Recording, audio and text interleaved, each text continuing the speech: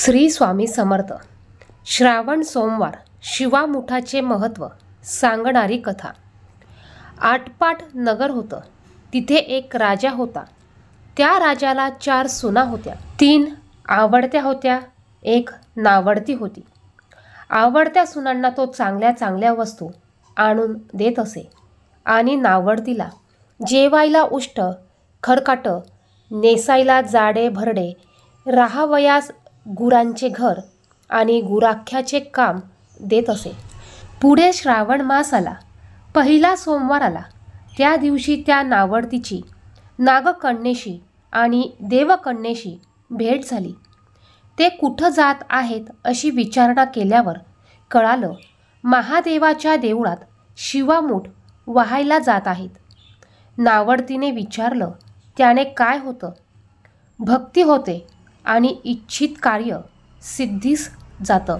मूलबाळ होतं. नावडती माणसं आवडती होतात. वडीलधाऱ्यांचा आशीर्वाद मिळतो.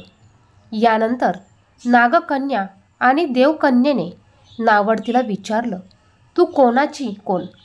तू कोणाची कोण? नावडतीने सांगितले, राजाची सून. मी देखील तुमच्या सोबत येते. नावडती त्यांच्याबरोबर देवळात गेली. शिवामुठीचा वसा नागकन्या आणि देवकन्या वसा वसू लागल्या. नावडतीने विचारलं, काय बोलताय? तेव्हा त्यांनी सांगितलं, शिवामुठीचा वसा वसतो आहोत. या वसाला नेमकं काय करावं? मूठ चिमूट तांदूळ घ्यावे, शिवराई सुपारी घ्यावी, गंध फूल घ्यावं, 2 बेलाची पाने घ्यावी, मनोभावे पूजा करावी, हाती तांदूळ घ्यावे आणि म्हणावे, शिवा शिवा महादेवा, माझी शिवामूठ ईश्वरा देवा, सासू सासऱ्या धीरा भावा, नंदा जावा भ्रतरा, नावडती आहे ती आवडती कर्रे देवा, असे म्हणून तांदूळ वाहावेत. संध्याकाळपर्यंत उपवास नाही निभवला तर दूध प्यावं.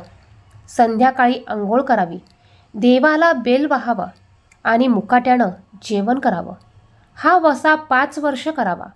पहिल्या सोमवारी तांदूळ, दुसऱ्यास तीळ, तिसऱ्यास मूग, चौथ्यास जव आणि 5व्यास सातू शिवामुठीकरिता घ्यावे. पहिल्या सोमवारी सगळं साहित्य नागकन्या आणि देवकन्येने दिलं आणि दुसऱ्या सोमवारी नावडतीस घरून आणायला सांगितलं. त्या दिवशी तिने मनोभावे पूजा केली. संपूर्ण दिवस उपवास केला. जावानंदांनी उष्टमाष्ट पानं दिलं, ते तिनं गायला घातलं. शंकराची आराधना केली आणि दूध पिऊन निजून राहिली. पुढे दुसरा सोमवार आला. नावडतीने घरातून सर्व सामान घेतला.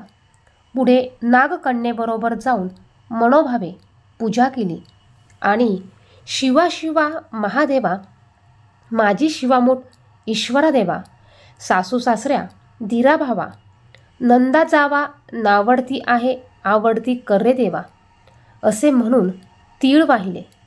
संपूर्ण दिवस उपवास केला. शंकराला बेल वाहिलं. दूध पिऊन निजून राहिली. संध्याकाळी सासऱ्यानं विचारलं, तुझा देव कुठे आहे? नावडतीने सांगितले, माझा देव लांब आहे. वाटा कठीण आहेत, काटे कुठे आहेत, साप वाघ आहेत, तेथे माझा देव आहे. पुढं तिसरा सोमवार आला. पूजेचं सामान घेतलं. देवाला जाऊ लागली. घरची माणसं मागे जाऊ लागली. नावडती, तुझा देव दाखव म्हणू लागली. नावडतीला रोजचा सराव होता. तिला काही वाटलं नाही, परंतु सर्वांना पुष्कळ काटे कुठे लागले. नावडतीची दया आली. आजपर्यंत रानात कशी येत असेल कोण जाणे. वर्तमान देऊळ सुवर्णाचं झालं. नावडतीला चिंता पडली. देवाला प्रार्थना केली. देवाला तिची करुणा आली. नागकन्या देवकन्यासह वर्तमान देऊळ सुवर्णाचं झालं. रत्नजडिताचे खांब झाले. सगळ्यांनी देवाचं दर्शन घेतलं. नावडती पूजा करू लागली. गंध फुलं वाहू लागली.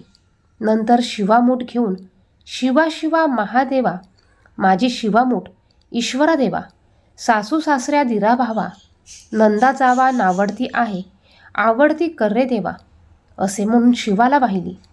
राजाला मोठा आनंद झाला. नावडतीवर प्रेम वाढले. दागिने घालायला दिले. खुंटीवर पागोटं ठेवून तळे पाहायला गेले. नावडतीची पूजा झाली. पूजा झाल्यावर सर्व बाहेर आले. राजा परत आला. माझं पागोटं देवळी राहिलं, घेऊन येतो म्हणाला. देवळाजवळ आला. देऊळ अदृश्य झालेलं होतं. तिथे एक लहान देऊळ होतं आणि एक पिंड होती. त्यावर नावडतीने केलेली पूजा होती. जवळ खुंटीवर पागोटं होतं. ते घेऊन ते बाहेर आले. सुनेला विचारू लागले, हे असं कसं झालं? सुनेने सांगितलं, माझ्या गरिबाचा हाच देव. मी देवाला प्रार्थना केली, त्यामुळे त्याने तुम्हाला दर्शन दिलं. सुनेमुळे देव भेटला म्हणून तिला पालखीत घालून घरी नेलं. नावडती होती ती आवडती झाली. जसा तिला शंकर प्रसन्न झाला तसा तुम्हा आम्हा सर्वांना हो. ही 60 उत्तराची कहाणी 5 उत्तरी सुफळ संपूर्ण. धन्यवाद. श्री स्वामी समर्थ.